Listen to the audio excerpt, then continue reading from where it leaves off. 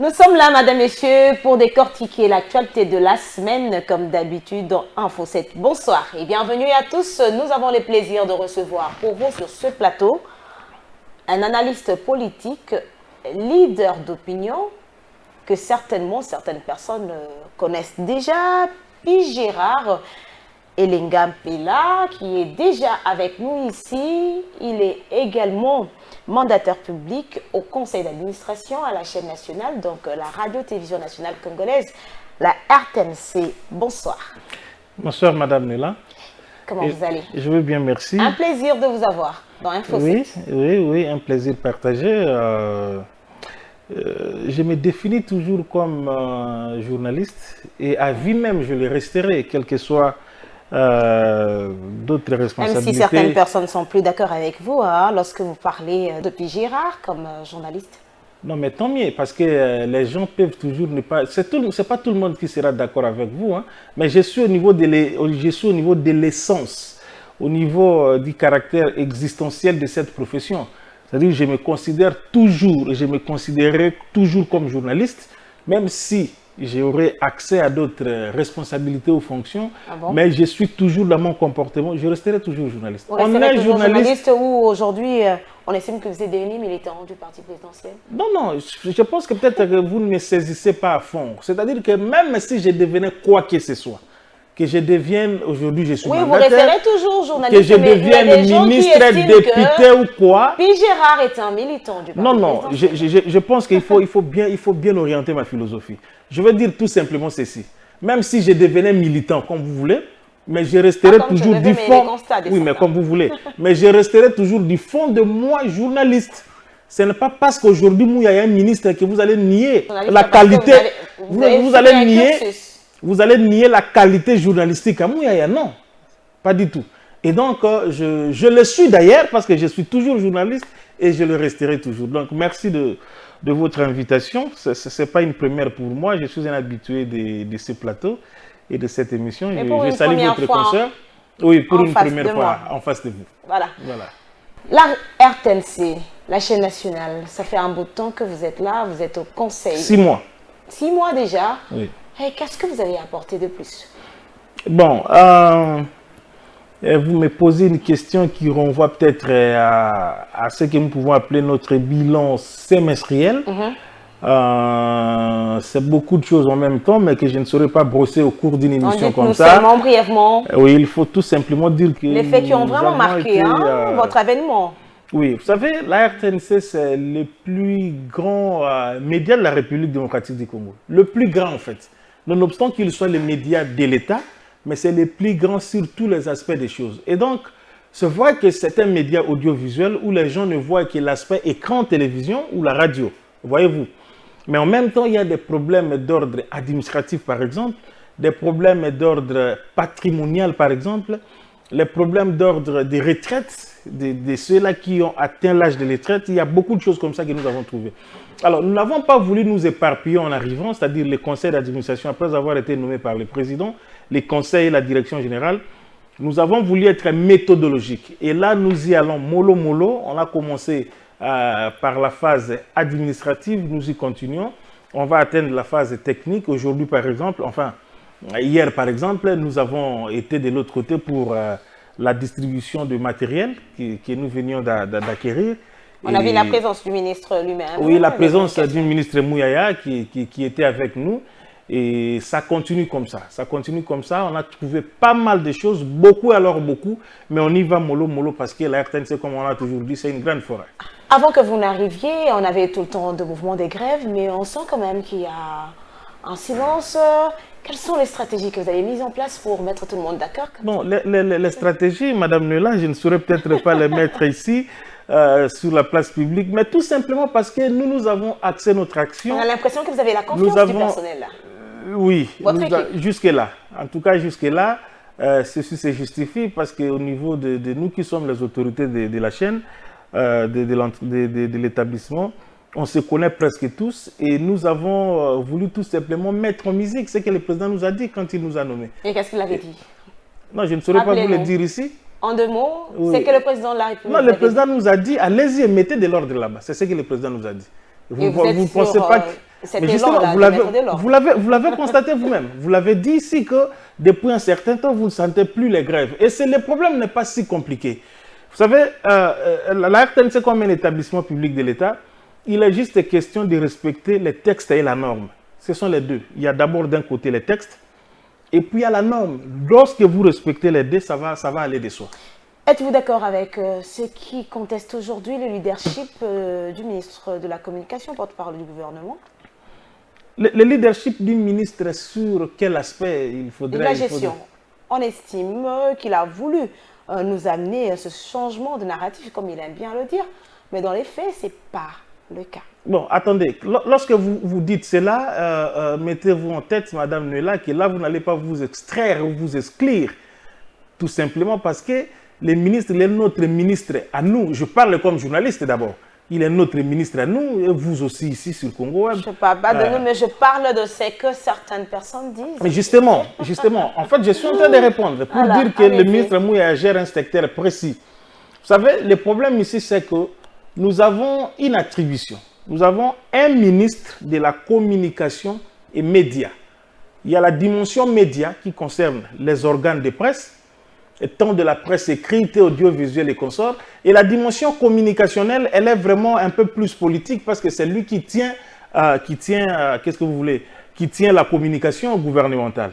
Alors, quand vous dites que c'est là qui le reproche en termes de leadership, du changement de narratif, je ne sais pas trop quoi dire là-dessus, mais moi je constate tout simplement que le ministre Mouyaya, il est porte-parole du gouvernement. Lorsqu'il faut faire les comptes rendus, il le fait.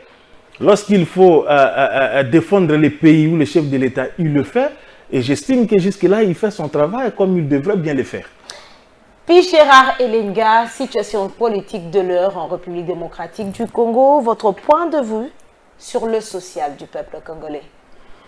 Bon, le social du peuple congolais, il faut l'aborder sous ses aspects existentiels. Notamment, lorsqu'on parle du social chez nous, on voit tout de suite les ventres.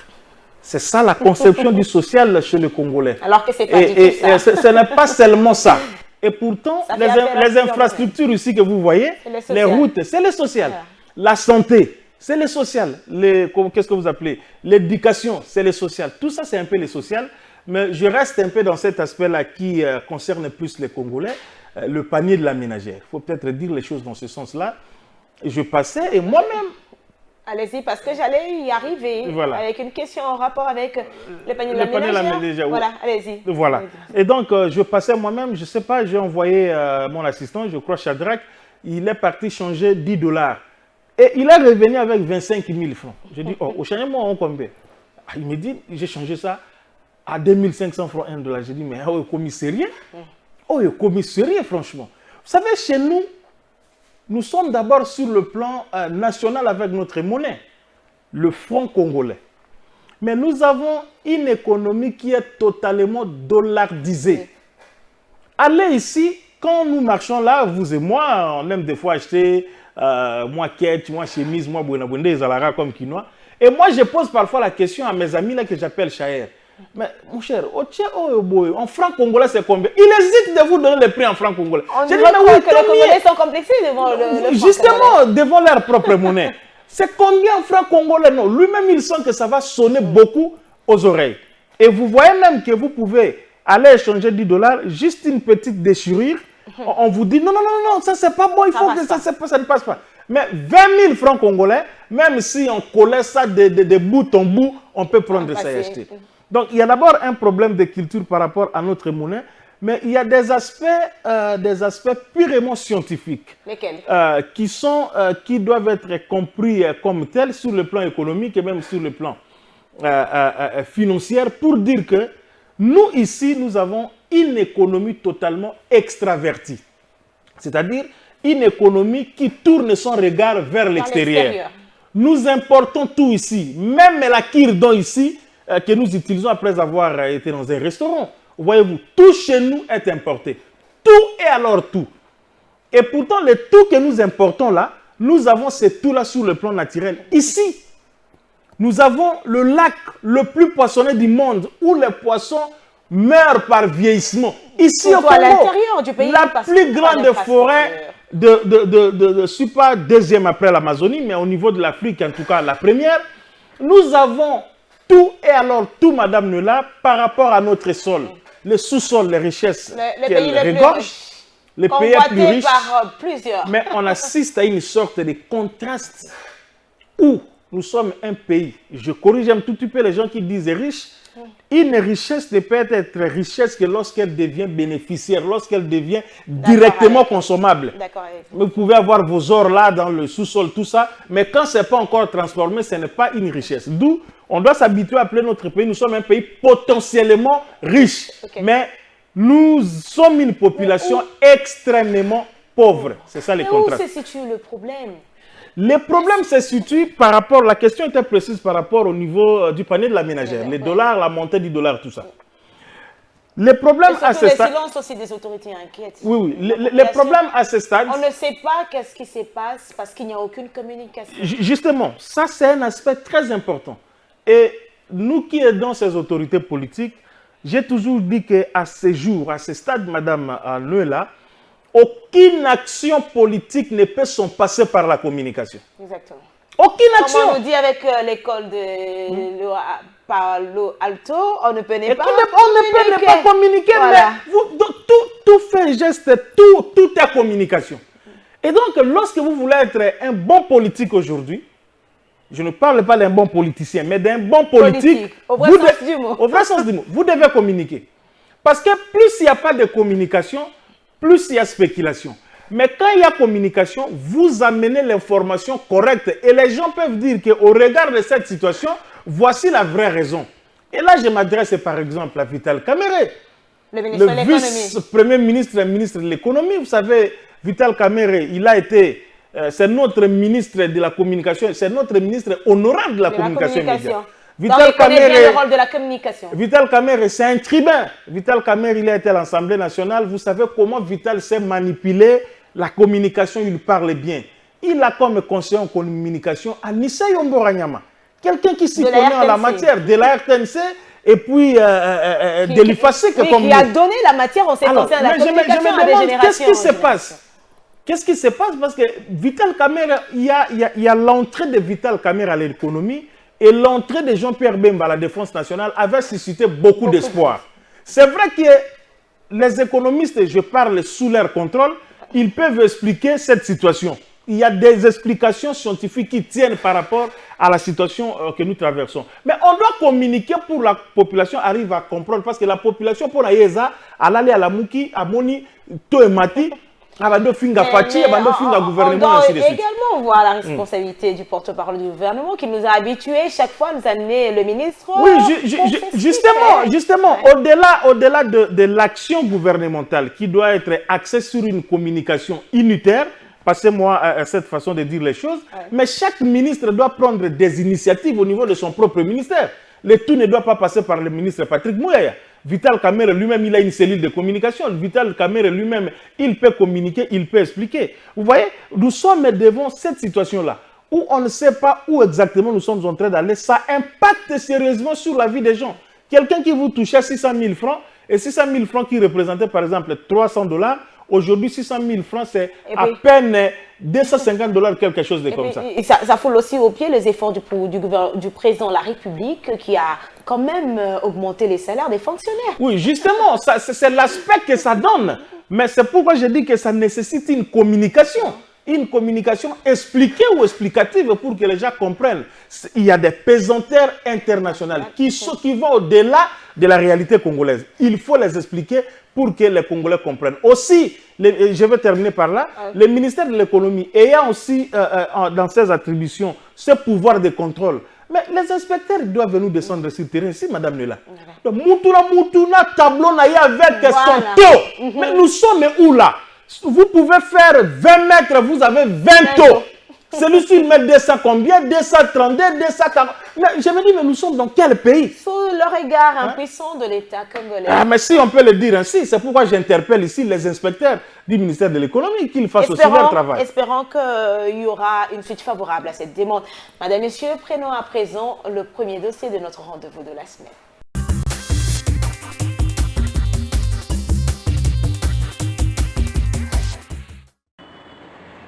Après une année de dur labeur, l'école chrétienne Kingdom, héritage model school de l'église Chapelle des Vainqueurs, a comme à l'accoutumée clôturé avec beauté les activités de l'année scolaire édition 2022-2023 en présence des personnalités de l'église, des parents d'élèves et plusieurs invités.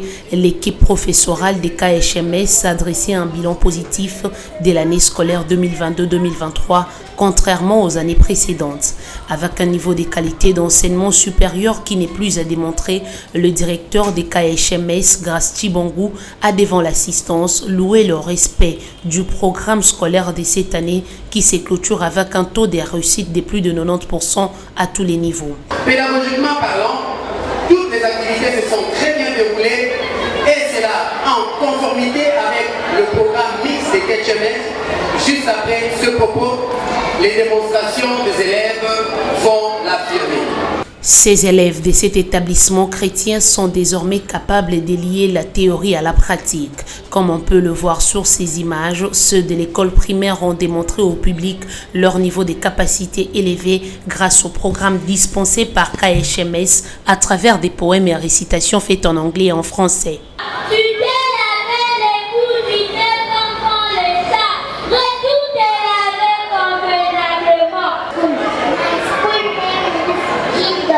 Sous la direction du préfet Kei Kayumba, les élèves des humanités, notamment ceux des sections biologie-chimie, ont à leur tour montré leurs expériences. Après la proclamation des résultats dites par le directeur Grasti Bangou, quelques cadeaux constitués des kits scolaires ont été remis aux premiers de chaque classe, question d'appuyer leurs efforts. Bien avant l'activité de ce jour, l'école chrétienne Kingdom Heritage Model School avait organisé le 24 juin dernier une cérémonie marquant la clôture du cycle maternel. Ces élèves qui font des adieux à la petite enfance sont en mesure de mieux parler, écrire, lire et compter, un motif de satisfaction pour leurs parents. Je suis vraiment contente et je remercie vraiment les responsables de l'école. Mon enfant avait commencé à l'âge de 2 ans en première maternelle. Il n'arrivait pas à parler, il avait vraiment des difficultés et tout. Et maintenant, il parle très bien, il s'exprime très bien en français, en anglais. En bonne école chrétienne, ces 2 grandes cérémonies se sont ouvertes et clôturées par des prières dites par des hommes de Dieu de l'église Chapelle des Vainqueurs. Selon la SADO, le meuble querellé appartenait avant l'indépendance à la société Alimete Esperel et fut confié à Molebe Wangele qui en était devenu acquéreur à la suite de l'appurement de sa dette vis-à-vis de l'État congolais en 1973. Cette affaire opposant les demandeurs Moudia et Kazadi Charles à plusieurs défendeurs fait couler encre et salive depuis un temps.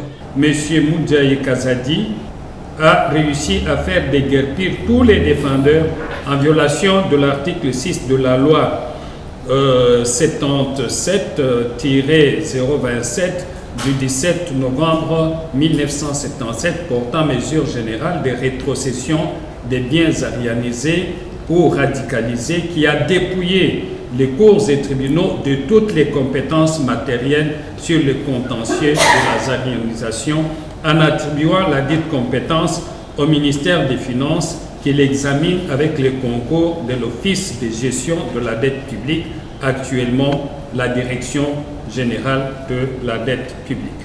Cette organisation de défense des droits de l'homme, contactée par le parti en conflit, met en cause la décision prise par la justice dans cette affaire. La SADO estime que même le déguerpissement opéré sur base de cette décision est arbitraire, d'où ses recommandations. Au Conseil supérieur de la magistrature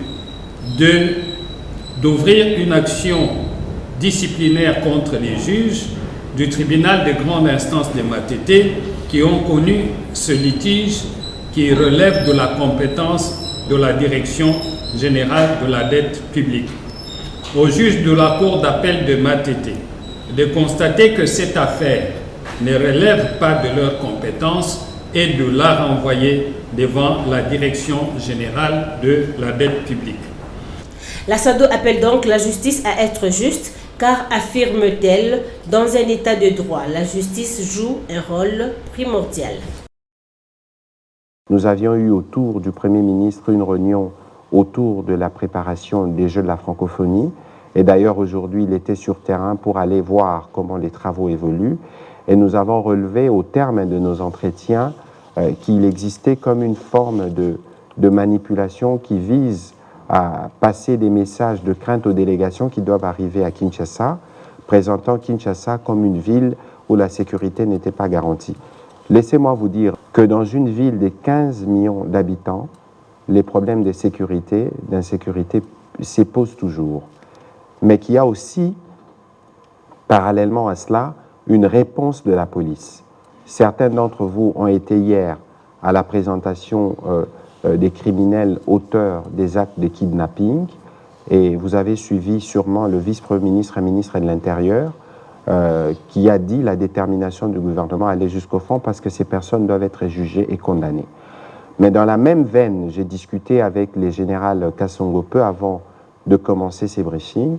Il m'a rassuré que la police n'a pas identifié de cas de trafic d'organes tels que les réseaux sociaux ou certains milieux en ont parlé. Pour faire du trafic d'organes, c'est assez laborieux parce qu'il vous faut faire une petite chirurgie ou de la chirurgie. Il faut conserver les organes que vous détachez des êtres humains.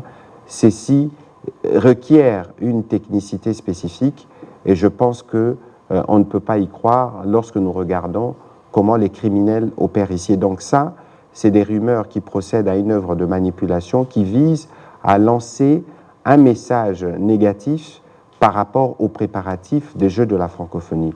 Les Jeux de la francophonie, pour nous, gouvernement, c'est des Jeux de l'espoir et des Jeux de la solidarité. Nous pensons que c'est un grand rendez-vous et que tous les pays francophones devraient y répondre, comme c'est des cas d'ailleurs lorsque les Jeux se passent ailleurs, pour témoigner cette fois-là la solidarité au peuple congolais. Et les dispositions sont prises pour, à la fois, pour assurer la sécurité, la bonne prise en charge médicale et tous ces protocoles qui ont été établis par l'Organisation internationale de la francophonie.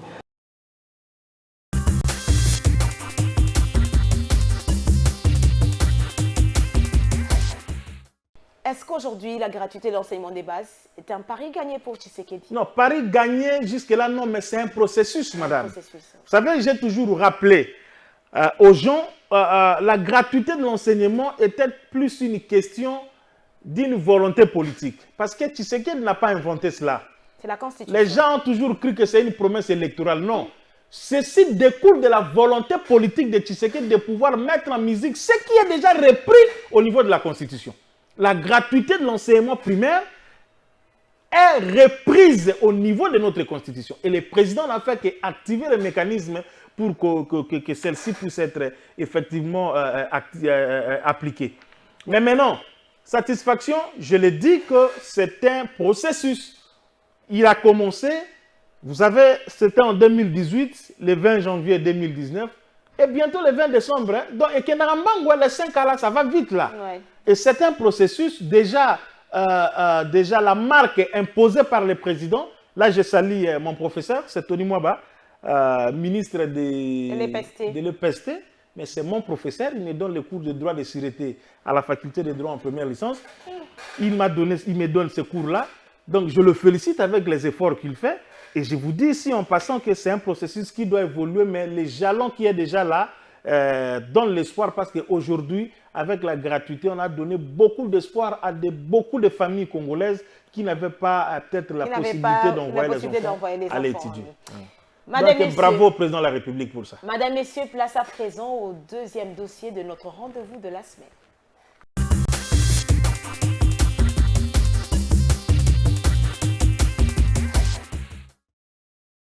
Après plus d'un mois de détention arbitraire et illégale de M. Salomon Idi Kalonda Dela, au cadre du parti politique Ensemble pour la République et conseiller spécial du président Moïse Katumbi Chapwe par les services de l'état-major du renseignement militaire, connu sous le sigle de DEMIAP, dans des conditions aussi violentes que notre client avait toute une panoplie d'avocats derrière, mais ces services ont refusé. Pour nous, je pense que le moment viendra, nous en parlerons parce que si on devra fixer ces dossiers, nous allons plaider cette cause-là, nous allons démontrer ces irrégularités et la juridiction, je crois, compétente, va tirer toutes les conséquences de droit. Sur base de quoi ceux qui ont arrêté M. Salomon Idi Kalonda se sont fondés pour arrêter? Nous ne savons même pas. Nous avons dit que l'arrestation de notre client a été illégale, a été irrégulière. Pourquoi? Vous avez vu dans les réseaux sociaux la manière dont il a été appréhendé à l'aéroport. Je pense qu'il n'y a pas eu de mandat. Parce que quand il y a un mandat d'amener, comme dans le cas d'espèce, il devrait y avoir un mandat d'amener, on arrive, on présente à la personne le mandat. Mais à notre connaissance, ça n'a pas été le cas.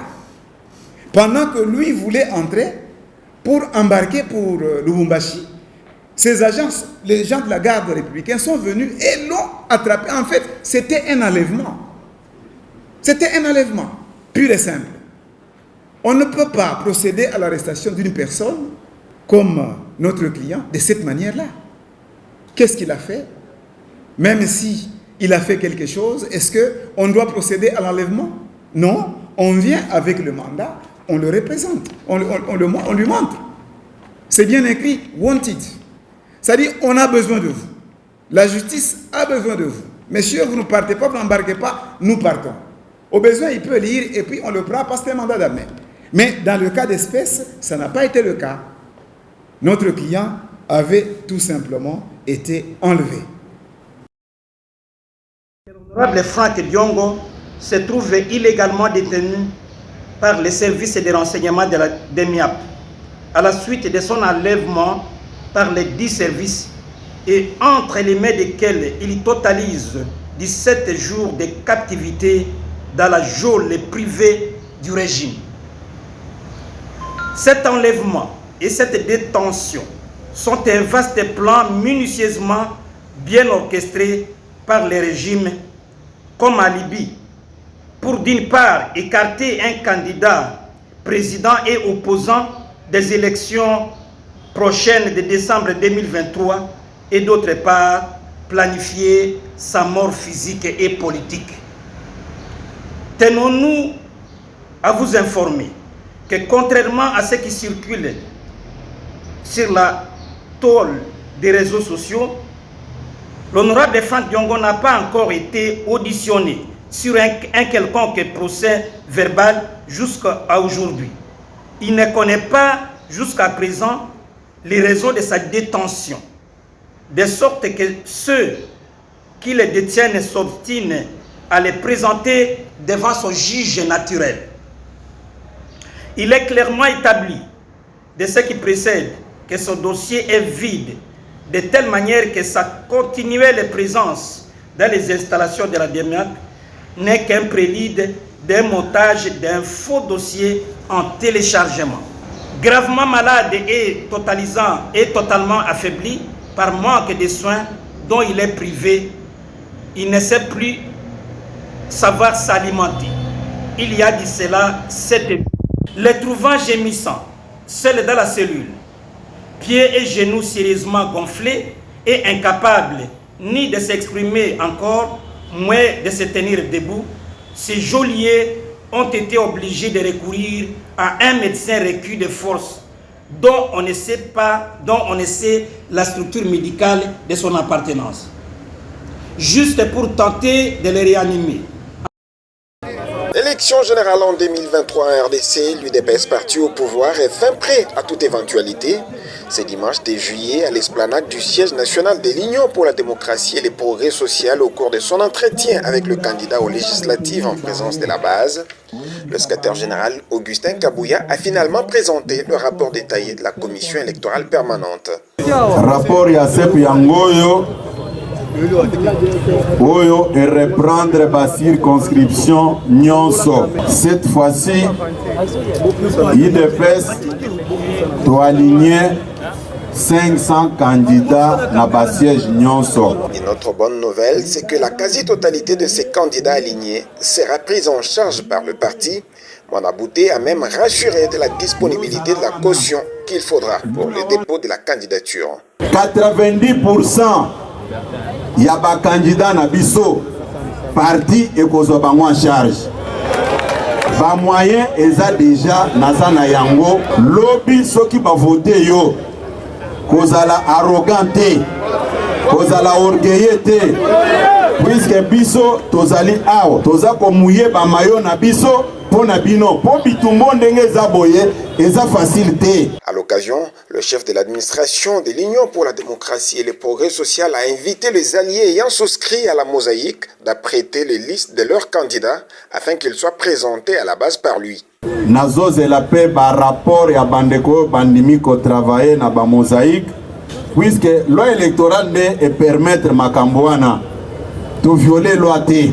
Par ailleurs, Augustin Kabouya a exhorté le candidat aux législatives à faire de nombreuses réalisations du chef de l'État, objet de leur discours de campagne. Un dépliant reprenant les réalisations phares de Félix Tshisekedi sera mis à la disposition de chaque candidat, a affirmé le gestionnaire au quotidien de l'UDPS. Soki oki mutu azoyebi soki bino ya président Tshisekedi eza négatif abotama ne azaka na mayele te puisque mutu ya mayele ajiskitaka na bachifre ngai nakoyela bino badepliant ya baréalisation ya chef de l'État bino nyonso ntango bokokende na campagne il n'y a que ça comme parole de l'évangile oyo bokobando te ya batu toza koyoka na malamu.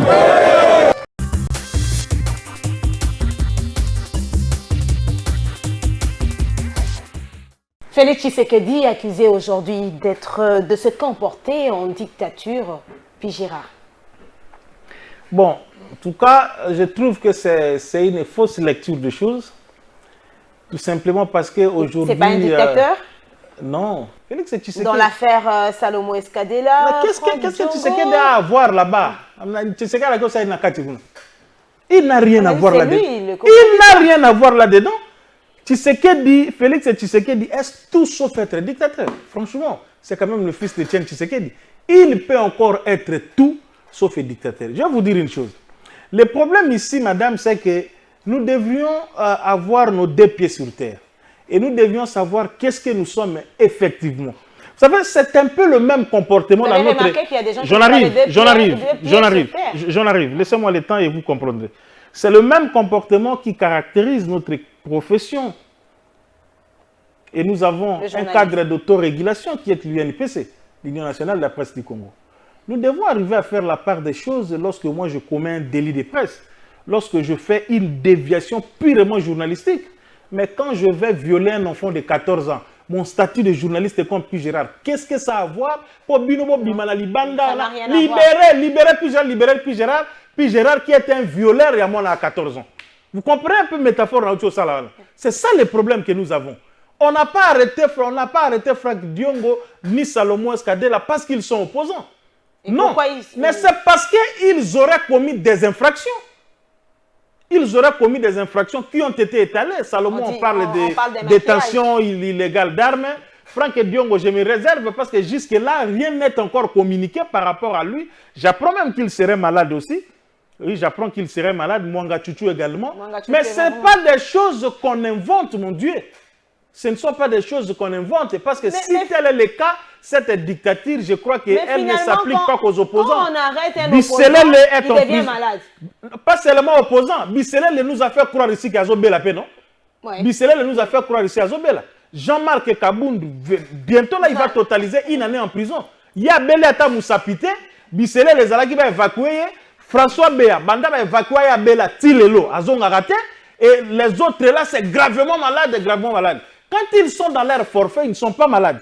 Quand ils complotent pour le sang des Congolais, et pour la Kabazara malade, quand ils complotent avec les Rwandais et Kagame, de comploter avec les Rwandais et Kagame, voilà, baza bien. Mais ceux qui ont battu Maboko, oh, Azobela, oh, gêné comme Lenga, oh, Mipanze, comme ça la passe. Moi, je crois que on nous a présenté ici. J'ai toujours pris l'exemple de Jekoko, ma caméra est où?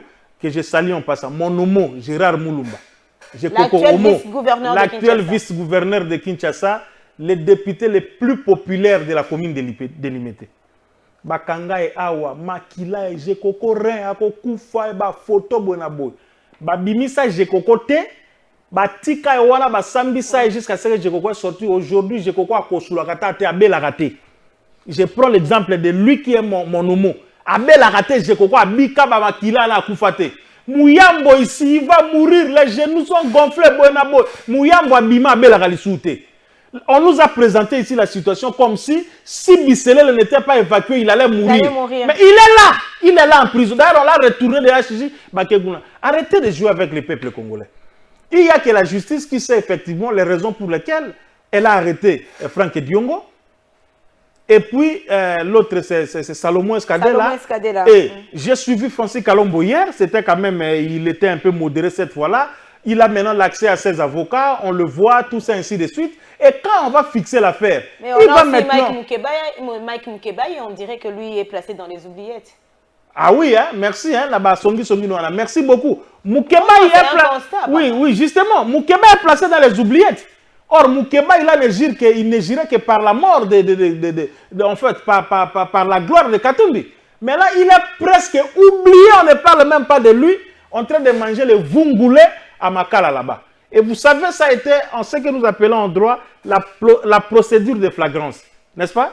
Qui peut conduire à une condamnation, ce qui fera que Mike Moukebaye, la liste de députés, va déposer plutôt, il ne sera même pas candidat député. Aux hommes, on a discours ça même, rien que pour défendre un individu. Mais maintenant, on ne parle pas de lui. Katumbi était ici à Kinshasa. Katumbi était ici à Kinshasa, il est parti, il n'a même pas visité Moukebaye à Makala. Mais comme Salomon, c'est le grand financier de tout le monde était Salomon. Je veux tout simplement dire que l'état de droit, madame, c'est une notion qui ne doit pas qu'être appliquée par rapport aux gens qui sont au pouvoir. L'état de droit s'applique aussi par rapport aux gens qui sont à l'opposition. L'état de droit s'applique par rapport à tout le monde. Que veut dire l'état de droit? C'est le respect des textes qui régissent le pays. Au yibi, au violet, au bouki, au bec, au sali, quoi. Que vous soyez du pouvoir sont en prison. Combien? Oui. Mais ils sont nombreux. Ils ont été arrêtés en cascade ici.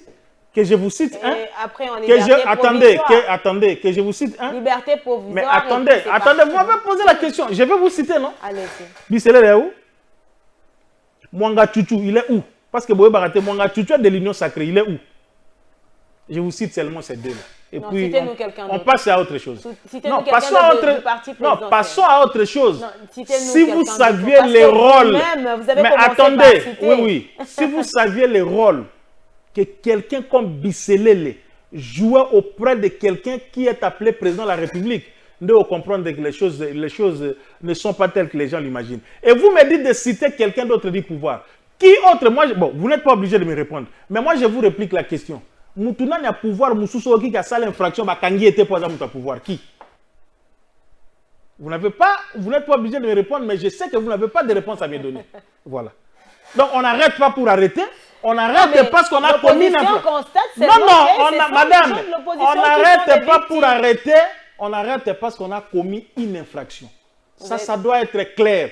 Parce que si c'est seulement règlement de compte par rapport à quoi on a le bien, Moutoua l'équipe Fayoulou na Mounokoma B na Mboka Oyazali. Fayoulou na Mounokoma B. Mais justement, vous dites que si c'est un règlement de compte, Moutoua Liboso on règle compte avec Fayoulou.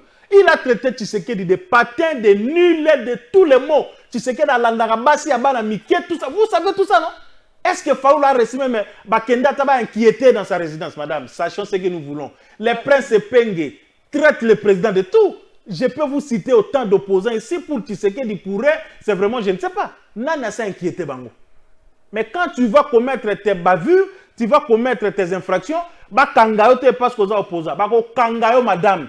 Au bout qui moubek aux opposants, on va t'arrêter. Aux assos qui tout puissant permet à Tshisekedi se croyant que c'est moi qui suis ceci. Vous les avez vus à tour de rôle. Bah Chimanga, Jiseka Kabongo. Before tout ça, c'était de tout puissant auprès de Tshisekedi. Aujourd'hui, les jours passent, combat Chimangetanga Maratate. Et il se pensait tout. Bisselele Ewana Zolia Vungule Kuna malgré malade le Kouta, mais il est là. Donc les gens doivent arrêter de blaguer. Nous sommes une république qui est régie par les lois, par les textes, par la constitution. Il n'y a personne qui sort dessus de la loi. Que vous soyez de l'opposition ou de la majorité, vous voulez nous dire tous que nous l'état sommes de droit égaux est devant en la loi. marche. Bien sûr que oui. Puis Gérard, oui, madame. dites-nous, l'affaire Matata Pogno. Oui. Comment voyez-vous ce dossier qui ne cesse de faire parler plus d'un Congolais? Bon, si je vais réfléchir comme citoyen congolais, je vais aller dans une autre forme de démarche. Et mais vous si je vais réfléchir comme faisant droit, je vais réfléchir aussi autrement, mais je préfère réfléchir comme citoyen congolais. Le problème est celui-ci, madame. Au-delà de tout ce qui est procédure, parce que les droits, c'est d'abord la procédure. On ne peut pas attendre les fonds sans qu'on ne puisse vider la forme. C'est un principe chez nous. Mais je dois vous dire ici que le droit a été créé pour équilibrer la société. Le droit, c'est une science essentiellement sociale pour équilibrer la société. C'est pour cette raison-là qu'on a créé les droits. Là où vos droits se limitent, c'est là où les miens commencent. Et vous ne pouvez pas nuire à l'autre parce que toi, tu es ceci ou cela. Non, les droits régler tous ces problèmes-là. 285 millions de Congolais, de francs congolais, il y a des Congolais. Pesi matata mponyo asala bukanga lonzo. Ke ko vérifier mbongo wana mbongo ezala utiliser ka 75 millions. 210 millions ebunga. Tuni matata. Papa mbongo oyo kendapi. C'est tout dans le bango bona lingala simple même si notre plateau est francophone. C'est aussi simple que ça. Les champions de la bonne gouvernance. Attendez, les champions de la bonne gournance, les champions de leadership, les champions des cadres macroéconomiques. Mais l'innocence, on se la réclame pas. Les tigres ne proclament pas sa tigritude. Il y a quelqu'un qui est passé sur ce plateau. Le tigre attrape sa proie, il la mange. Qui a dit si on non, lui il est avocat, moi je ne suis pas avocat. Oui. Juriste peut-être. Oui, juriste peut-être. Vous connaissez quand même oui, voilà. Qui a dit un jour sur ces plateaux, si on doit interpeller Matata, on doit interpeller tout le gouvernement qui est avec. Non, on ne procède pas comme ça. Il n'y a pas de crime commun. Il y a toujours une dimension singulière parce que Matata était l'incarnation du gouvernement. C'est lui le chef du gouvernement. Ça, c'est un autre débat. Alors, on a simplifié encore pour dire que les Congolais, Papa Matata Pogno. 210 millions de dollars yaba congolais et Kenda wapi. C'est une question simple, madame Nula. Si effectivement Matata avait soigné son honneur, comme je l'ai toujours dit, et que Matata puisse sortir grand, les jours où il dira seulement et Kenda place Kenda boy. Et vous savez, jamais pris même un rang. J'en reviens, madame. Vous vous rappelez qu'il a même quitté à l'extérieur du pays où il était. Écoutez-moi. Par rapport à la justice, ce n'est pas la victime ou l'incriminé qui déclare son innocence. L'innocence doit être déclarée. C'est la justice qui sort votre innocence. Que dans ce dossier, on a accusé gratuitement Madame Nula. Et voilà. Elle est innocente, il faut la laisser passer. Mais il faut crier innocence parce que les faits sont là. Dans ces pays, nous connaissons les familles riches. Ok? Les familles riches qui ont marqué l'histoire de ces pays, dont leur richesse n'est pas rattachée à la politique. La famille Bemba Saolona, la famille Kisombe, la famille Moïse Katumbi. Moïse Katumbi, sur le plan politique, Moïse a son argent et a politique. Je peux vous citer la famille Angoza Mingite. Mais dans ces pays, la famille Matata comme famille ezalaka na mbongo toyebi yango te, qu'on se le dise clairement, parce que les investissements que Matata a fait aujourd'hui dans l'université Mapon na Ewana nga la yebite Matata zwa mbongo wapi pour construire cette université. Tu laisses ça, tous les patrimoines immobiliers en termes ya bandaku, tout ça, les entreprises, les bonabo Matata zanango na yebite hein, ce qui salaire en premier ministre na salaire na banda aza DG ABSECO, ministre de la finance, premier ministre Tilelo et zalaka ce qui va combien. À un moment donné, il faut que nous prenions aussi la moralité publique dans notre pays. Ceci, au-delà des considérations politiques, madame, ça tient à l'honneur du professeur Matata. Laissez-moi l'appeler comme ça. Chez nous, c'est le respect. C'est le respect dans le domaine de la science. Sa dernière sortie médiatique. Ça tient à son honneur. On est local. Mais sa dernière sortie médiatique, il a rappelé qu'aucune institution ne pouvait le juger. Non, ça sont des faux fouillants. L'honneur de Matata ne peut être lavé que s'il nous dit où est parti les 210 000 $, les 210 millions, et 210 000, les 210 millions de dollars de Congolais. Les jours qu'il nous dira, place Mbongwane Kenda, nous encore à niveau naïwana. Mais sans cela, Matata est considéré comme il est considéré dans l'opinion congolaise. Vous savez, vous pouvez échapper à la justice. Mais la justice sociale, elle est tout autre. Hein? La justice sociale, elle est tout autre. Elle n'est pas calquée sur le modèle de la procédure judiciaire, machin. La justice, par exemple, toujours une image dans Omokobo. Vous voyez, le procès 100 jours ici, et BBC, image à Batebele, procès 100 jours. Il y a des noms ici dans ces pays, à Tabotangi, même si réhabilités par la justice ou pas, ils ont fait ça toujours image de Moko Yabienté. Surtout au sein de la population. Justement au sein de l'opinion. Alors que sur le plan judiciaire, les choses ont été proprement faites et puis les gens ont été lavés. Oui, proprement faites, c'est-à-dire que ça a suivi la bonne procédure. On est passé de telle peine à telle peine. On ne réclamait pas la grâce présidentielle jusqu'à ce que la justice vous a lavé. Pas acquitté, mais vous a lavé. Et puis, bien sûr. Mais dans l'opinion. À l'opinion, quand on vous voit, on voit toujours tel. Les tâches sont restées, malheureusement. Un mot, comment voyez-vous l'avenir de cette alliance? Aujourd'hui, on parle du quator au sein de l'opposition. Non, ça c'est une histoire épandée. Ça c'est pas... On a d'abord moi je me pose la question. Depuis quand Batona va leader? Va leader à parti na bango ou va leader à opposition? L'Équateur, pardon. Ils sont leaders de leur parti ou leaders de l'opposition? C'est Sanga leader de l'opposition dans ces pays. C'est Sanga. Leader et opposition. Quand je parle de leader de l'opposition, nous avons une unité de mesure. Ezaka Moko. Etienne Tshisekedi. Le fait Etienne Tshisekedi. La personne qui a incarné le leadership de l'opposition en République démocratique du Congo, à l'époque, c'était les Zaïre. Donc, aujourd'hui, c'est ça le leader de l'opposition. Matata qui a dirigé hier ici, Matata comme leader de l'opposition. Ah non, soyons quand même sérieux. Oui, Martin Fayulu opposant, mais moi c'est autour du concept. Ok, très bien. Je reviens plutôt à la question.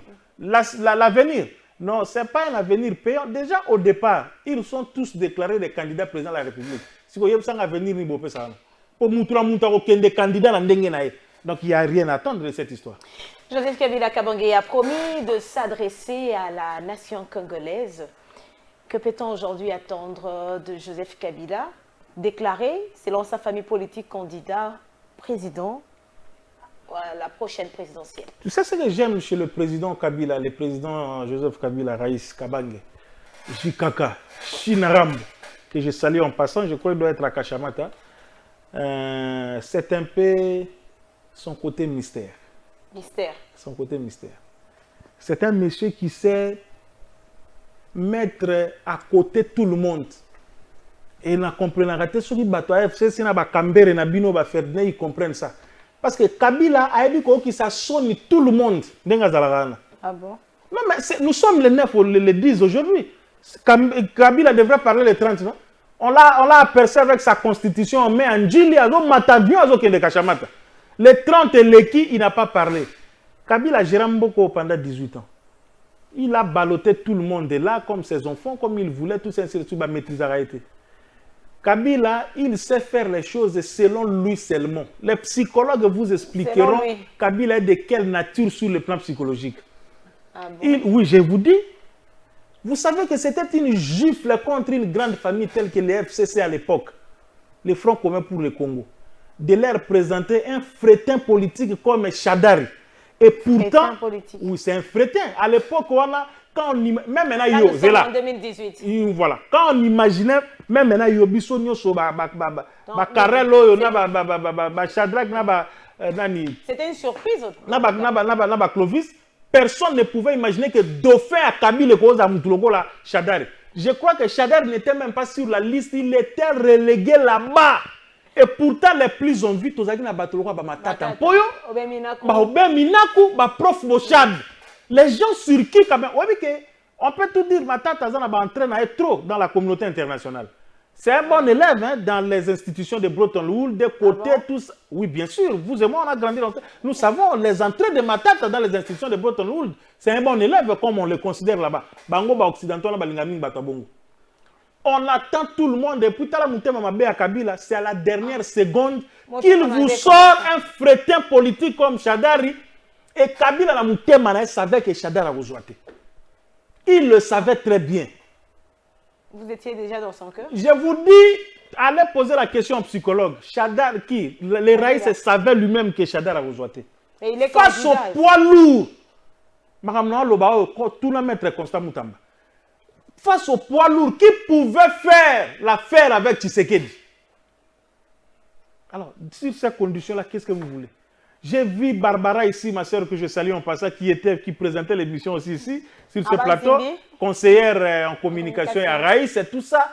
Top Congo pour le roi Balingara Bize. Kabila va parler, il va revenir sur l'état de la nation, comment le pays a géré la sécurité. Je regardais, je dis, mais ça c'est quel genre de conseillère en communication?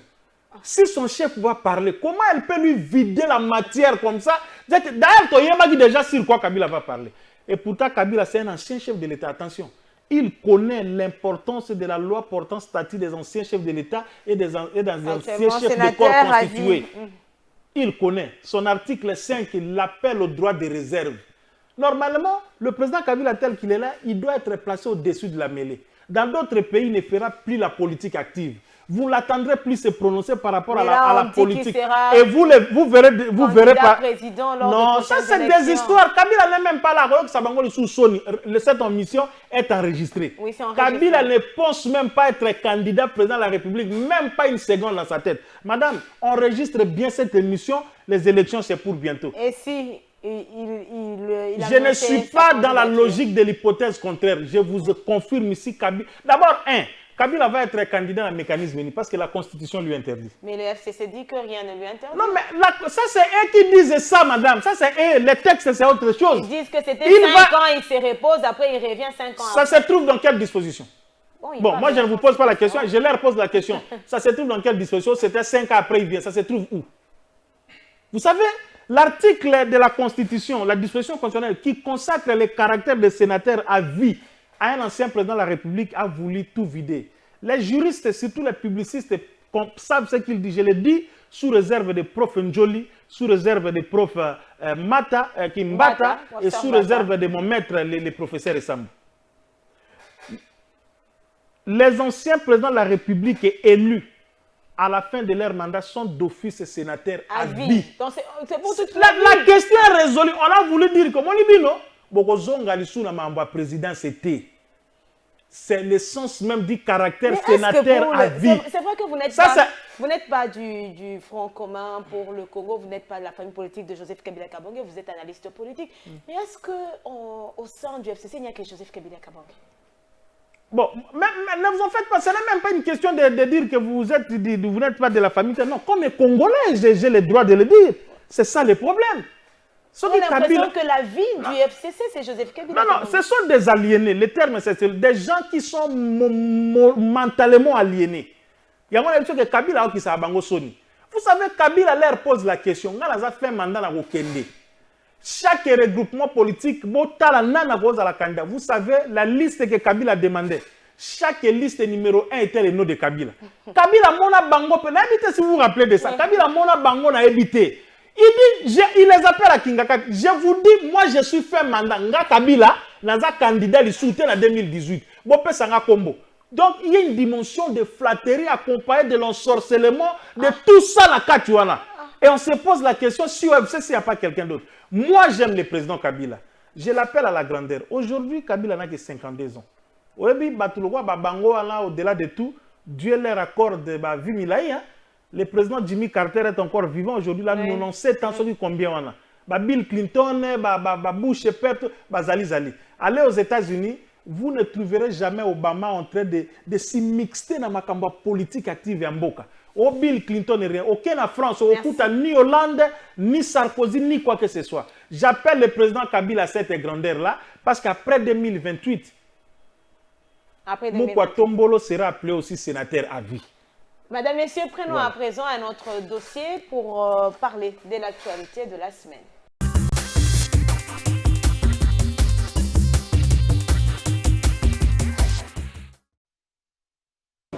Alors, nous avons abordé 3 ou 4 points, essentiellement 4. Les premiers points a concerné l'actuel CNI. Le deuxième point, c'était les fichiers. Nous avons discuté du fichier électoral. Troisième point, du financement des élections proprement dites. Nous lui avons demandé si d'ici la fin du processus, il pourra mobiliser les 500 millions de dollars dont il a besoin pour parachever son processus. Il a dit qu'il est en connexion avec le gouvernement et que dans les jours qui viennent, ils pourront obtenir un décaissement de 100 millions de dollars et que par conséquent, ils peuvent avancer avec les processus, quitte à ce que le reste du montant soit complété. Nous pensons que cette façon de faire n'est pas crédible et nous pensons qu'il faut faire pression, nous les avons dit. Voilà l'essentiel de ce que nous avons discuté. Nous avons dit que les processus tels qu'ils ont commencé, si nous pouvons avancer dans les contacts, dans les discussions pour que l'opinion de l'opposition, et je pense que c'est en train d'être le cas, soit prise en compte pour l'amélioration du processus, ce serait une bonne chose. Et il nous a dit que le processus des contacts entre la CENI et les différentes parties prenantes vient de commencer et que ça allait continuer. Personnellement, je ne crois pas au respect du délai constitutionnel à cause de problèmes de financement.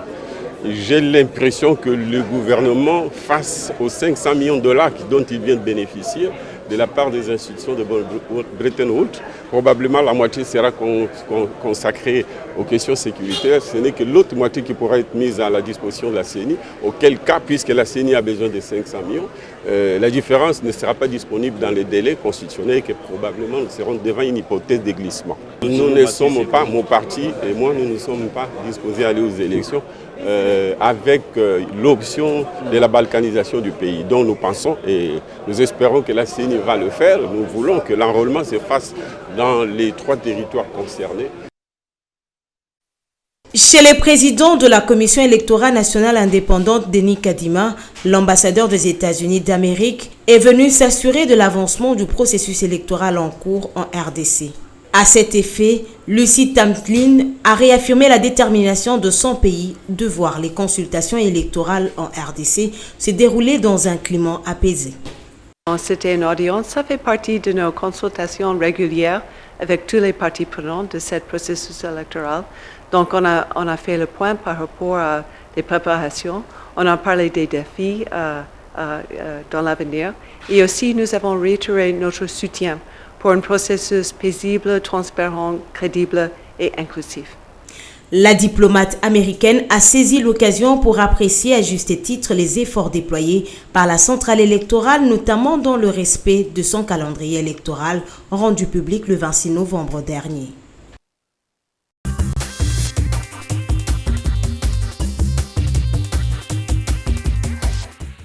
Élection en République démocratique du Congo, puis Gérard Moulumba, est-ce que la Constitution sera réellement respectée? Bon, la Constitution doit être respectée, madame. Elle doit être respectée parce que la CENI annonce des contraintes. D'un côté, les finances... Vous appelez ça contrainte? Oui, elle-même, elle parle des contraintes. Non, vous appelez ça contrainte, heureusement.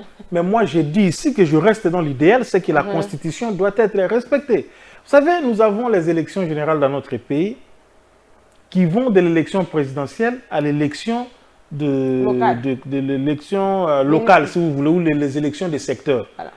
Mais la seule élection dont la durée est reprise dans la Constitution, dans le corps de la Constitution, c'est l'élection du président de la République, qui est convoquée 90 jours, c'est-à-dire 90 jours avant l'expiration du mandat du président en fonction. De la République en fonction, oui. Donc, tout est réglé sous le plan de la Constitution.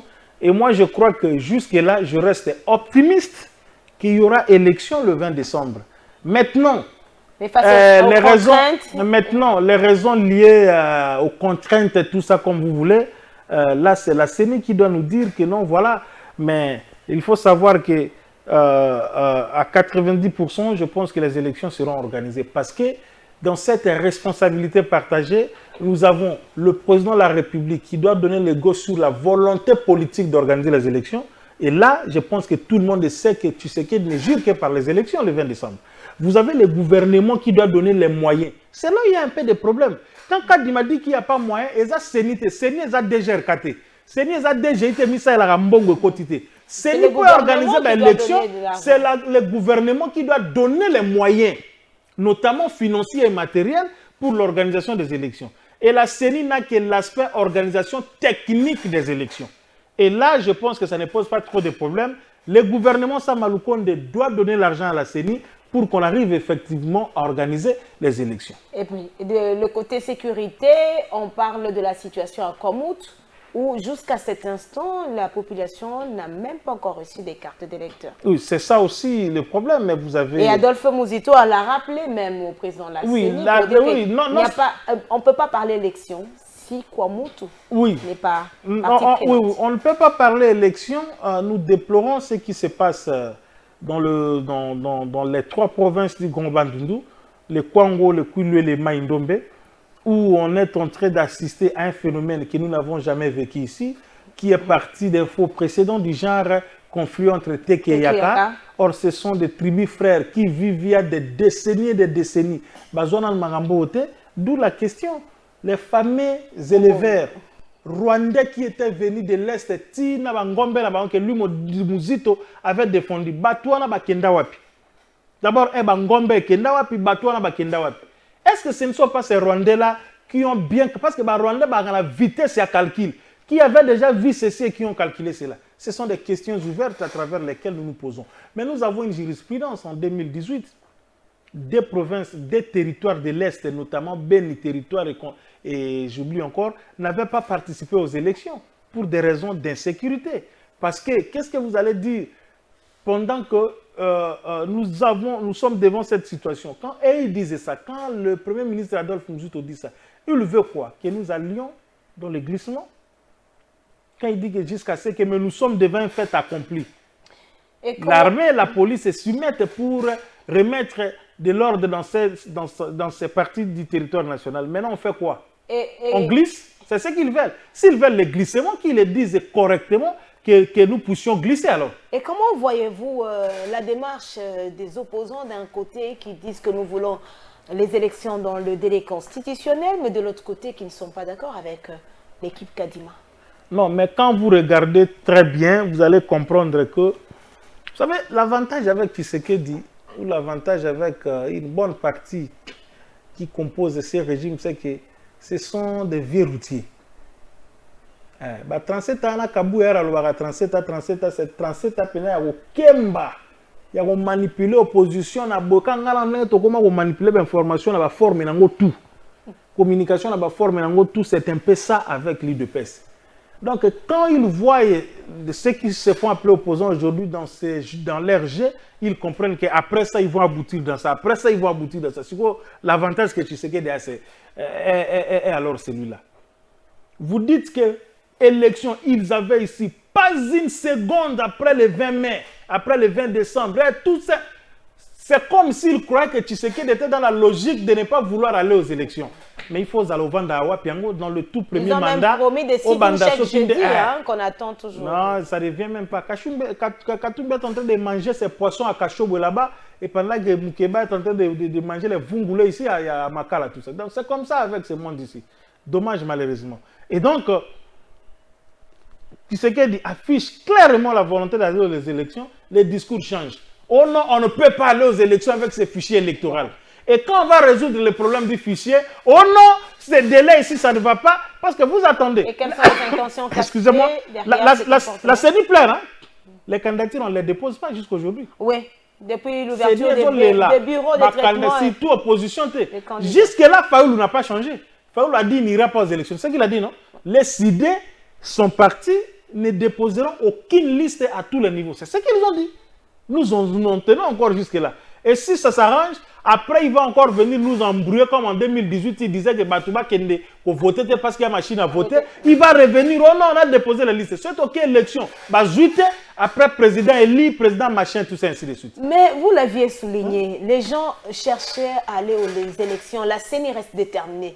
Les bureaux de traitement et réception de candidatures sont ouverts, mais les gens ne viennent pas. Les gens ne viennent pas. Et pourtant, ils criaient tous ici, matin, midi, soir, élection, élection. C'est ça l'homme politique congolais. Vous êtes aussi candidat, non? Oui. Vous avez déjà déposé? Non, moi je ne vais pas déposer une candidature individuelle. La candidature sera portée par une structure politique. Et laquelle? Si c'est pas un... Non, on est en train encore d'harmoniser. On n'a pas encore fini, donc il est moins prudent pour moi d'annoncer si ce sera sûr. Parce que la logique, c'est les regroupements politiques. Et donc on travaille encore là-dessus. Je crois, vous verrez, je reviendrai chez vous ici pour annoncer dans quel regroupement politique j'appartiens. Mais pourquoi les candidats ne partent pas déposer leur... Mais ici, il faut parler en termes de partis politiques ou des regroupements politiques. Oui, pas seulement les regroupements, parce qu'il y a même aussi les indépendants qui sont... Ils ne sont pas assez nombreux dans des circonscriptions à siège unique. C'est ça le problème. Ils ne vont pas déposer. Pourquoi? Même Katumbi, qui a beaucoup d'argent, qui a dit que son parti affrontera le diable jusqu'au bout, il ne dépose pas les listes. Pourquoi? C'est ça, je ne sais pas, peut-être ils attendent les derniers jours, comme ça a toujours été. Vous avez vu le secrétaire général du parti présidentiel, Augustin Kiabouya, qui s'entretenait avec la base, oui. Et il est revenu sur les candidatures. Oui, oui, j'étais moi-même lors comment on appelle, de cette matinée-là. Matinée politique. Oui. Mais vous aussi, puis Gérard, finalement, on vous voit un peu trop dans les matinées politiques de l'UDPS. Quelle matinée politique on m'a vu encore? Par-ci, par-là. Vous venez encore de le dire que vous-même, vous étiez là, non? Non, mais j'étais là. Mon travail de journaliste m'amène partout.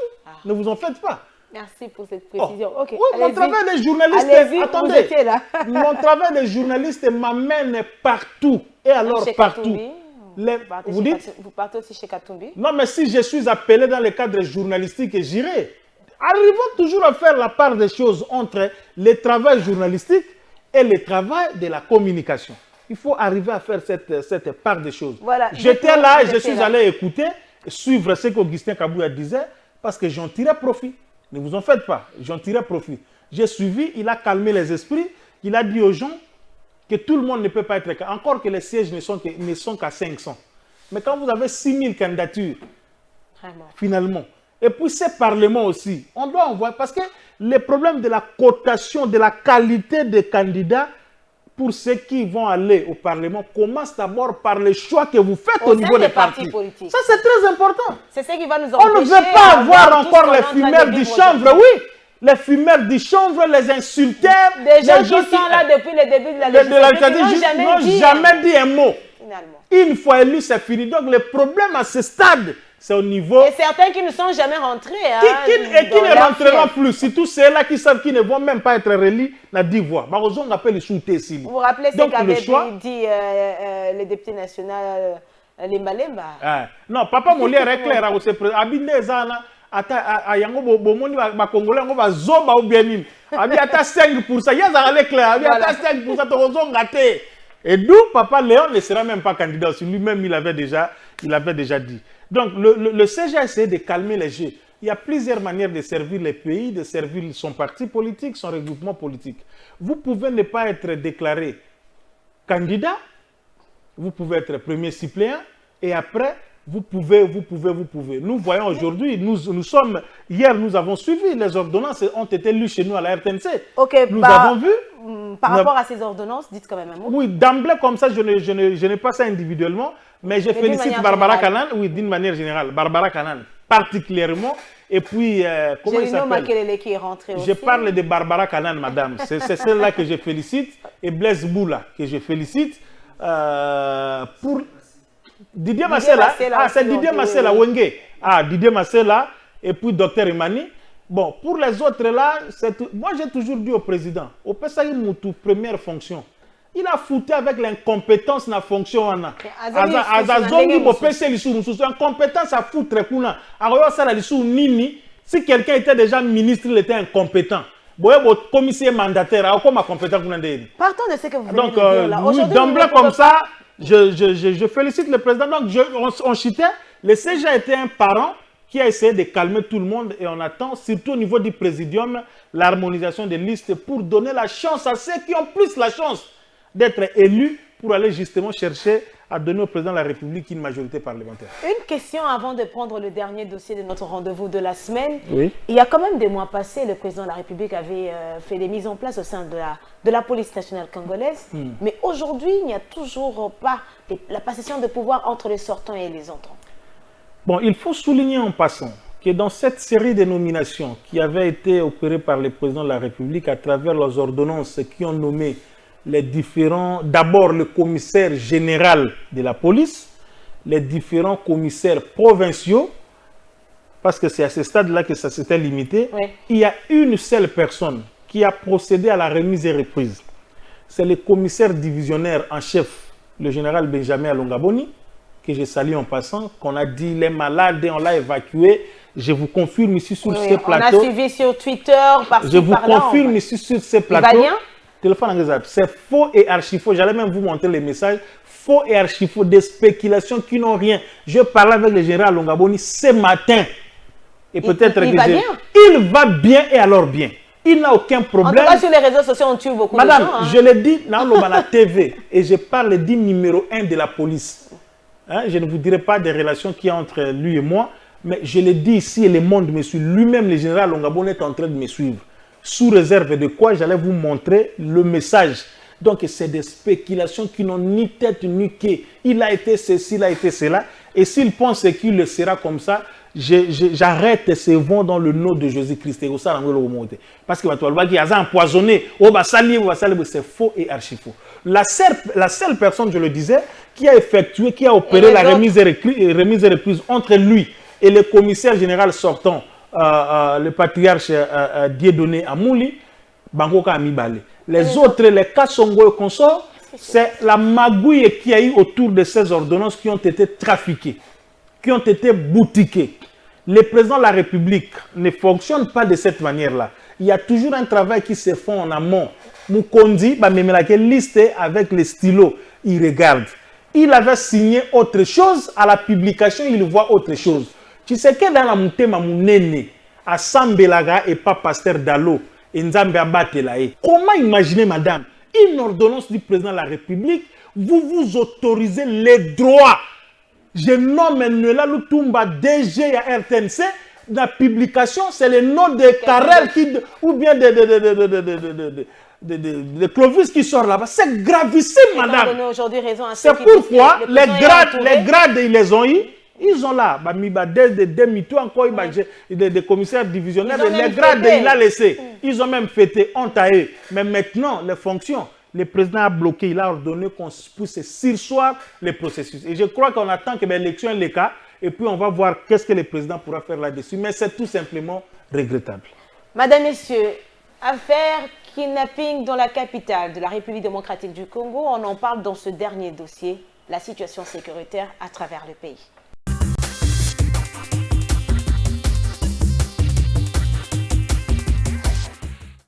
Face à la recrudescence de la criminalité urbaine dans la ville de Kinshasa, criminalité essentiellement caractérisée par des cas d'enlèvement, il s'est tenu ce 4 juillet 2023 une réunion du Conseil de sécurité présidée personnellement par son Excellence M. Jean-Tini Ngobila, gouverneur de province. Au cours de cette réunion, plusieurs stratégies ont été mises sur pied pour pouvoir éradiquer les différentes poches d'insécurité à travers la ville. Plusieurs mesures ont été annoncées en sus des mesures déjà prises par l'exécutif provincial. Des patrouilles mixtes seront effectuées dans les tout prochains jours par les différents services de sécurité, mais également des checkpoints pour pouvoir traquer ces inciviques qui s'évertuent à s'aimer désolation et psychose dans la capitale.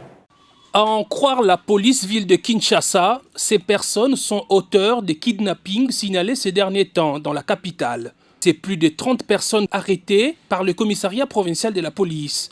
Le général Silvano Kassongo, chef de la police de la ville, les a présentés au vice-premier ministre, ministre de l'Intérieur, Sécurité et Affaires coutumières Peter Kazadi. Parmi ces criminels présumés figurent des jeunes dames dont la beauté sert d'appât pour rassurer les victimes à bord des taxis avant de les kidnapper. Les jeunes gens qui ont mis leur vigueur au service du mal sont également comptés parmi les criminels.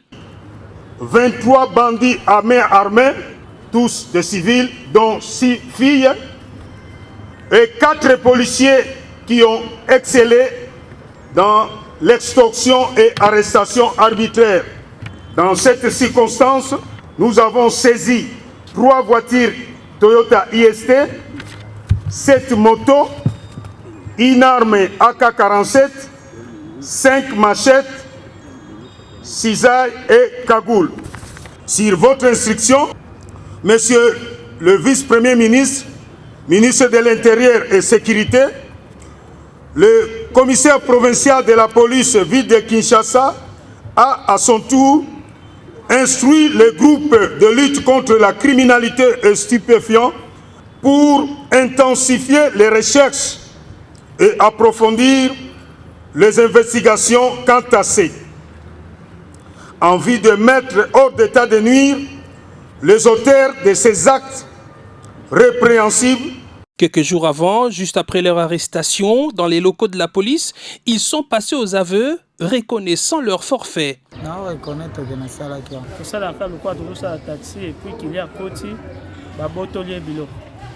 Première fois police criminelle quand même. Et quand il y a pour l'enlèvement, tout ça là on a taxi, catch et jaune. Là il y a ça deux fois. Souvent la clé des roues ou bien tournevis, il y a pamba. Tu intimides à bango za mundo qui toza ba soda. Ce qui au tchem tu makasi to beta o masasi. Ale er to matana yo to koma to suis ba biloko non na kati ya taxi to maîtriser yo. Comme on a vide, on a côté calme à refréner et puis tu quittes yo, tu as des soldats qui t'a kende, nzela si ma côté la liboso te so gangi, tu tiki porter pour lele, tu rebeta au massas, nda ozana bobangi à rokita à rokende et puis biso tu redémarrer tu repousses na, tu rezomu ton sauce. La gangi combien de fois la police criminelle? 5 fois. Combien? 5 fois. Les bagarres de ces groupes de délinquants connus communément sous l'appellation des Kuluna affectent la quiétude des paisibles citoyens dans la commune de Bandalungwa, précisément sur l'avenue Zola, où ils ont tué un homme innocent dans la nuit du mercredi 5 juillet 2023. Les témoins de cette tragédie disent leur désolation. Bon,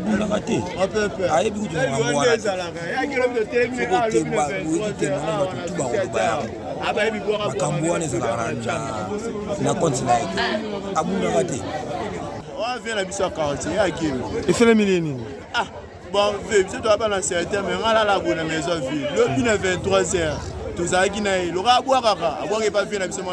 Tu peux être mot de râle qui n'a pas. Le temps, on aura la bateau, la bateau, on aura battu. On va pour faire moi. Là, ta vidéo, il y a un qui le 23h, on attend à pousser. Il paraît que quartier, vous, ils sont liés. Il va couler un bacatier. Ah, il va couler, on a pas on a vu le métier, il va couler. À Kinshasa, il ne se passe pas un jour sans que l'on enregistre un acte de vandalisme causé par des groupes de jeunes délinquants appelés Kuluna, des actes qui s'ajoutent à ceux des kidnappeurs pour déranger la quiétude des Kinois.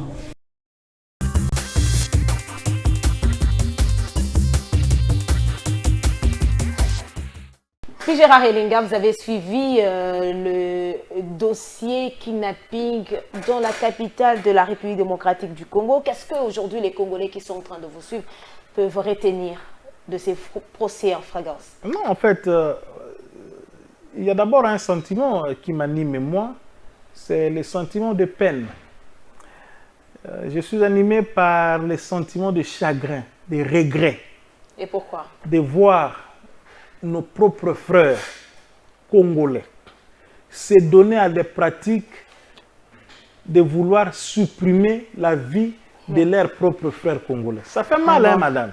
Très mal. Et je me demande, si tu prends la bande de ces jeunes criminels, c'est des noms que nous connaissons, les noms des pères et des mères. Je me demande en quoi sont-ils différents des criminels rwandais du M23? En quoi sont-ils différents de M23? Donc, en réalité, si je ne voulais pas être extrémiste, je dirais tout simplement le sort que nous pensons faire subir au M23, c'est le sort que ces jeunes gens peuvent subir.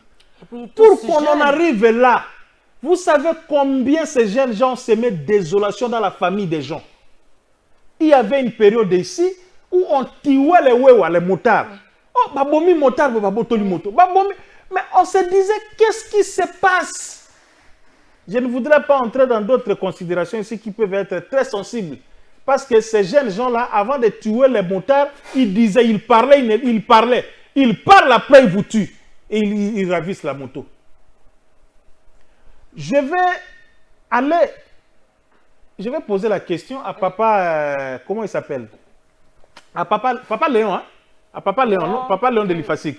Ah oui, Léon. Oui, pour poser la question si effectivement la fameuse Eliana là est vraiment une étudiante de l'IFASIC.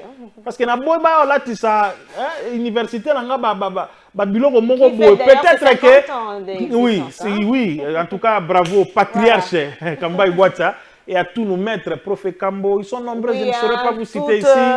Notre reconnaissance à cet alma mater. Reconnaissance vraiment parce que nous sommes ce que nous sommes. Nous ne sommes pas comme ces autres amis qui critiquent l'IFASIC, mais ils sont les fruits de l'IFASIC. Non, nous sommes le produit de l'IFASIC. Nous sommes les produits de l'IFASIC. Ce que nous sommes, c'est le fruit de l'IFASIC. Je crois que quand nos maîtres nous regardent comme ça, ils sont aussi fiers de nous, de ce que nous sommes. Donc, longue vie à l'IFASIC, plus de 50 ans encore. Voilà. Plus de 50 ans encore. Ça, c'est très bien. Et bravo au professeur Kamba Iguacha, qui est l'actuel recteur de l'IFASIC. Et donc, on doit vérifier si cette fameuse liane n'est pas une liane de Tobengangouni. IFASIC, c'est elle vient seulement boire la bière zongi. Jour interrogation. Voilà. Après, elle veut dire qu'elle est étudiante de l'IFASIC. C'est tout simplement regrettable. Mais il faut dire que sur le plan du droit, au départ, nous, dans la procédure, comme elle était flagrante, on voyait un peu comme ça. Mais moi, je crois que le verdict qui est tombé à ce premier degré me satisfait moi. Il y a même, pour cette affaire, a révélé des choses. Hein? Des officiers de l'État, des fonctionnaires et même des magistrats. On doit pousser les bouchons très loin. Ces jeunes gens, ils agissent sous la bénédiction. Je pense qu'il y a une bénédiction. Parce que prenons ne serait-ce que les cas de ces jeunes hommes-là, comment on appelle Kaba Kaba. Si c'est Kaba Kaba, Isaac ou quelque chose de comme ça. C'est pourquoi mes jeunes sœurs de Kinshasa, l'argent ne détermine pas tout. Regardez Isaac, c'est un criminel. Isaac, c'est un criminel. On l'a vu au concert de Ferre ici à Somba, 50 billets, il y a 100 $, il y a VIP, donc 5 000. À Bamba Ferre, 2500 $. C'est pourquoi nos services de renseignement ici, s'il vous plaît, faites comme ça se fait ailleurs, à l'Europe, même en Afrique du Sud ici. Muto boyebi était bozo mona kazo futo la mbongo. Une attention particulière sur cette personne. Maman, l'argent c'est le travail. Toi et moi nous travaillons. Attends bon on va mouké. Mais au moins, muto so amoni ne la sombi kabelo il y a 100 $. Alors quand moitié parce que ne la travaille, il a quand même son petit salaire. S'il voit plus Gérard acheter une chaussure même de 200 $, on sait que je travaille quand même, mais je peux trouver cet argent. Et puis les amis qui font les affaires, bazo sal la bango tout ça. Moutou, bon, on a la place à ça la raté, bah Jeep et à Cano, ils allaient toujours fumer. Un producteur pose, et puis un jeune et un marque, bon, tout nié, ils allaient voir, bah, m'soupe, bah, la politique, bah, comment ça, bah, philanthrope, tu vois, bah, place, ils m'bongo, pas fou, kaka, mbala, moko, boete, bah, sali, bah, bateau, bah, tongi, bah, comment la mbongo, côté, moutou a gagné ta procès à mounene na Congo, te, asa, soki avocat, mais bon, on a comme millionnaire, kota, bon, tout naka. Donc, je suis satisfait. Oui, allez-y. Ils peuvent être derrière cette situation, ces phénomènes. Non, vous savez, hein, en ma qualité de journaliste, même dans mon deuxième domaine, on dit que nous nous en tenons aux faits. Nous voyons les faits. Batangi Mutute. Donc, c'est un réseau qui fait Babilo Gonabango. Et puis, on les a arrêtés. Sambi Toginde, Sambaki, condamné Bango. Donc, qui est derrière, je ne sais pas spéculer qui est derrière ça, parce qu'on se limite encore là. Mais maintenant, c'est un problème du travail des services d'intelligence, des services de renseignement, qu'ils puissent approfondir les enquêtes pour savoir qui sont derrière cela. Parce que ces phénomènes, c'est chaque fois que nous tendons vers les élections, il y a de ces genres de phénomènes. Vous vous rappelez le phénomène de disparition de sexe? Oui. Les gens se regardent, c'était comme après c'est disparu. Et l'autre ligne, pas beaucoup de des phénomènes sur le plan social qui ont leur signification pour s'aimer la peur, pour s'aimer la distraction, pour dire que et c'est pendant ce moment-là que les distracteurs se tirent. Dans l'est de la RDC, Cyril Ramaphosa était dans la capitale de la République démocratique du Congo. Il s'est même entretenu avec le président de la République. Qu'est-ce que les Congolais peuvent aujourd'hui attendre de ce passage? Bon, ce que je veux dire ici n'engage que moi, comme on le dit. Moi, j'ai toujours dit que la sécurité de notre pays, le développement de notre pays, le bien-être de notre pays ne passera que par nous-mêmes. Ces gens-là, EAC, brigade sud-africaine, brigade ceci, force cela, machin. Petit à petit, vous voyez un peu comment cette histoire de Congo devient une affaire de tout le monde. Même les gens qui n'ont jamais gagné une petite rébellion de 10 mètres carrés chez eux, ils deviennent des experts militaires ici. Même ceux qui n'ont jamais repoussé, je ne sais quoi que ce soit, ils deviennent tous quoi que ce soit ici. Et moi, je considérais trop le président Ruto. C'est le président du Kenya, le Kenya, non? Ruto. Oui, Raoul, oui. Je le considérais beaucoup, mais je n'ai plus d'estime envers ces messieurs-là. J'ai trouvé que c'est une marionnette aussi à la suite des Occidentaux. Et finalement, vous l'aviez dit, la vie ou la paix dans l'Est ne viendra que des Congolais. Ne viendra que des Congolais. Les Congolais, les FARDC n'ont pas fait. Qu'ils doivent faire pour que la paix soit restée? Non, non, on doit multiplier les efforts, madame. Vous savez, toutes ces forces-là ne vont pas remplacer les FARDC, qui sont à l'origine d'abord une force armée congolaise, qui n'a rien à voir avec tous ces gens-là. Vous pensez vraiment devant l'attaque de feu comme ça, voyez-vous, un Burundais va accepter de laisser sa peau à la place des Congolais. Il réfléchit, leur grosse femme là de l'Est, et tout ça, il va continuer à dire, je ne sais pas laisser ma femme, mes enfants, et que je puisse mourir à la place des Congolais. Détrompez-vous. Et donc, moi, j'encourage le président de la République à multiplier les efforts. Je vois, ça m'a déposé la réduction des comptes il n'y a pas longtemps, qu'on puisse regarder, qu'on puisse allouer un budget conséquent. Je souhaite, et je sais que Tshisekedi sera réélu, mais qu'il voie un peu dans son second mandat le budget qui sera désormais alloué à l'armée. La priorité soit la sécurité. La sécurité, madame, la sécurité. Parce que sans sécurité, on ne peut pas parler de développement. Et c'est complètement fini pour ce rendez-vous. Un mot. À l'avènement ou à quelques jours des élections en RDC, on assiste toujours à des phénomènes un peu compliqués. Pourquoi toujours cela? Vous vous rappelez, non, de l'histoire de Yumbi, c'était à quelques mois de... Oui, Yumbi, c'était un Ngobila, non? C'est lui qui était encore... Aujourd'hui, nous avons... C'est Ngobila qui était encore gouverneur à l'époque. Oui, nous avons cette histoire. Non, non, c'est une culture, je sais que, vous savez, hein, les politiciens, ils sont ce qu'ils sont, mais les plus grands manipulateurs de la société se comptent parmi les politiciens. Ils savent ce qu'ils font, et surtout ceux qui ne sont pas d'accord avec les régimes. On essaie de créer ce genre de choses, et justement, comme j'ai dit, pour s'aimer la peur.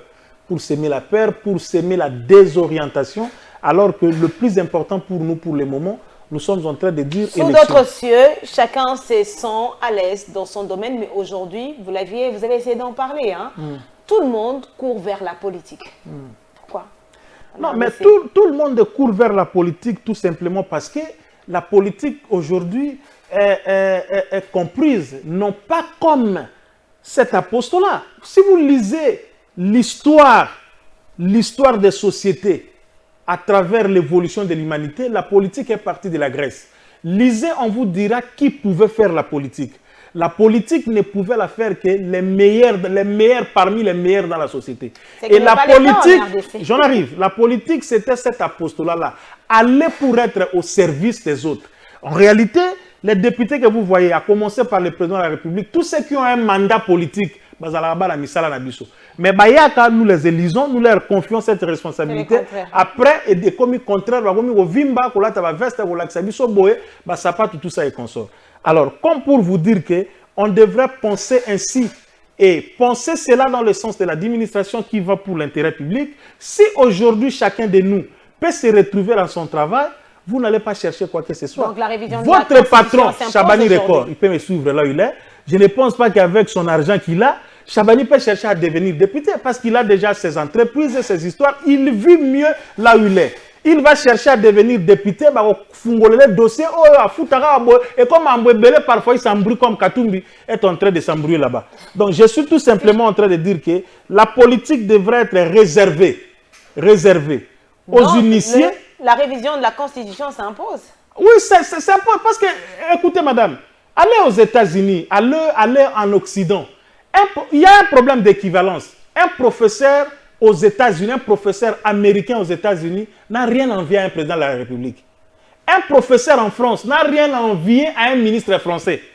Parce qu'il vit sa vie et que leur salaire, on a traité le problème d'équivalence là-bas. Mais ici, chez nous, quand on voit que tel azaki makolongu loa a kelobi a vraiment roulé les bisobo bakomi ko boakae bakomi ko yembae akomi je t'ai posé la question, l'histoire des familles nantis dans ce pays est connue. la famille Bemba, la famille Kisombe, la famille Moleka, Baza Ebele. Dans ces pays, il y a une famille Matata qui est Baza Rambongo. Mais regardez la fortune en termes de millions que Matata aujourd'hui.